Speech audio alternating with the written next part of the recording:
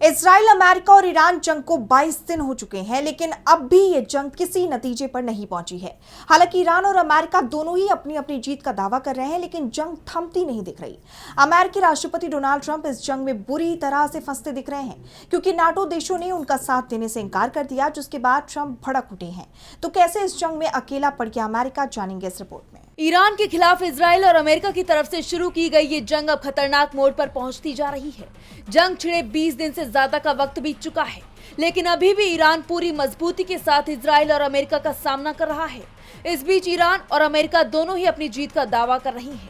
अमेरिकी राष्ट्रपति Donald Trump ने कहा कि मुझे लगता है हम जीत चुके हैं, हमने उनकी नेवी, एयरफोर्स, एयर डिफेंस सब खत्म कर दिए हैं। तो दूसरी तरफ ईरान के नए सुप्रीम लीडर मुश्तबा खामनेई ने भी ईरान की जीत की बात कही है।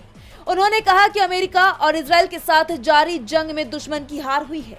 लिखित संदेश में खामनेई ने कहा, दुश्मन देशों को उम्मीद थी कि हमलों के बाद ईरानी जनता सरकार के खिलाफ खड़ी हो जाएगी, लेकिन ऐसा नहीं हुआ।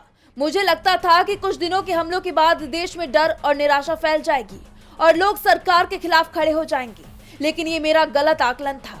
इसके उलट देश में अलग अलग विचारधाराओं और मतभेदों के बावजूद एकजुटता देखने को मिली है। इसी एकता की वजह से दुश्मन अपने मकसद में कामयाब नहीं हो पाया और उसके खेमे में ही दरार पड़ गई है। यानी साफ है कि ईरान के हौसले अभी बुलंद हैं और वो तब तक हार नहीं मानेगा जब तक उसका दुश्मन घुटने न टेक दे। ऐसे में अमेरिकी राष्ट्रपति के सामने कई बड़ी चुनौती खड़ी हो गई है। डीबी लाइव की रिपोर्ट।